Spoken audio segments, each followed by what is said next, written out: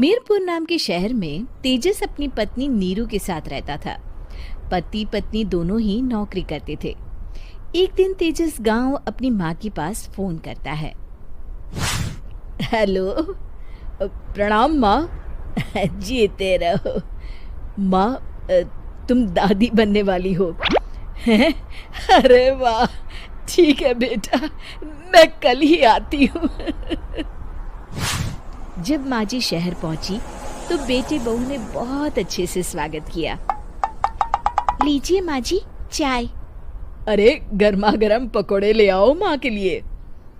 नीरू रसोई में गई और 2 मिनट में ही पकोड़े ले आई। जी ये लीजिए। बहू जादू से बनाए हैं क्या? अभी तो रसोई में गई थी। यम्मी। माँ जी, शीला रसोई में पकोड़े तल रही है, मैं बस लेकर आई।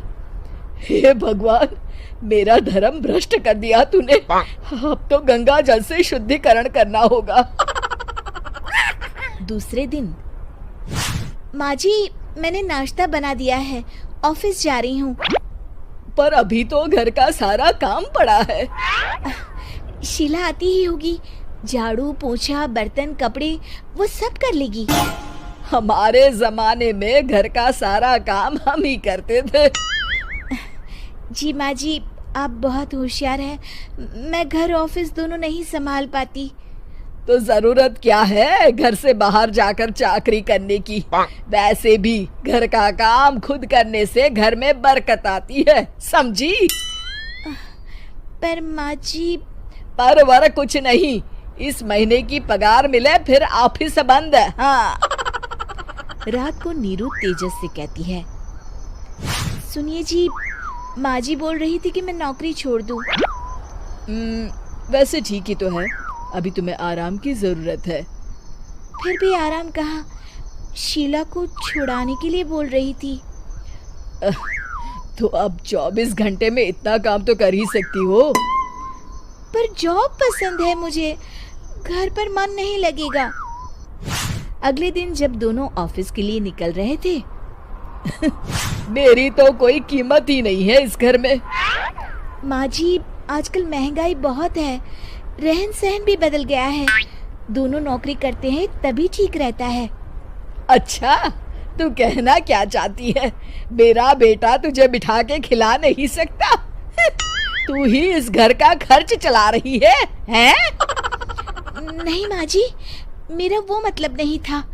मतलब खूब समझती हूँ, ये बाल धूप में सफेद नहीं किए मैंने। हाँ। अब तो ये रोज का काम हो गया था। तेजस भी रोज की झिकझिक से परेशान हो गया था। एक दिन उसने कहा, नीरू, वैसे भी तुम्हें मैटरनिटी लीव मिलने वाली है, तो अभी से ही छुट्टी ले लो। पर क्या, मेरी सैलरी अच्छी खासी है। आखिर नीरू ने रिजाइन कर दिया।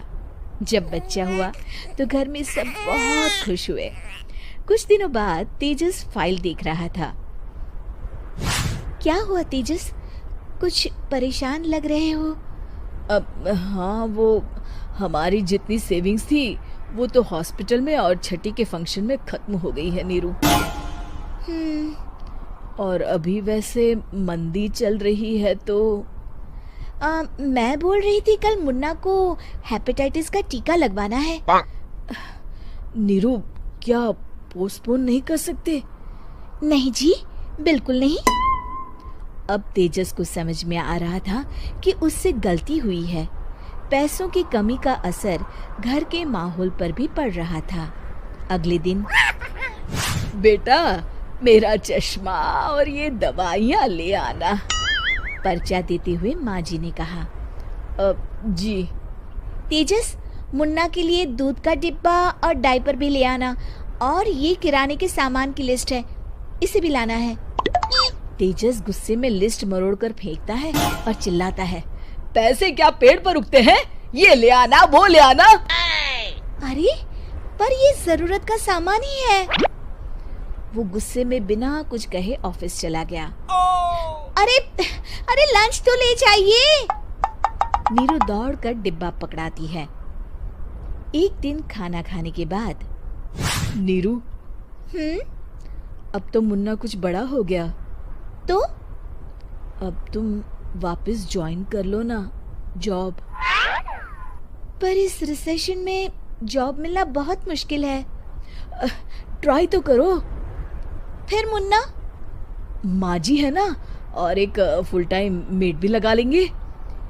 पर माँ जी, उन्हें तो पसंद नहीं। तभी माँ जी वहाँ आ जाती है और प्यार से नीरू के सर पर हाथ फेरते हुए बोलती है, अब मेरी समझ में आ गया बहू, पहले के और अब के समय में अंतर है। तुम काम शुरू करो, मुन्ना की जिम्मेदारी मेरी। मेरी प्यारी माँ जी। ये कहकर नीरू उनके गले लग गई। शिक्षा, परिवर्तन संसार का नियम है, हमें भी समय के साथ चलना चाहिए। उम्मीद है कि आपको हमारी ये कहानी पसंद आई होगी। कृपया हमारे चैनल को सब्सक्राइब करें और सभी अपडेट्स के लिए बेल आइकन जरूर क्लिक करें। और हाँ, वीडियो लाइक और शेयर करना मत भूलिएगा। Bye bye.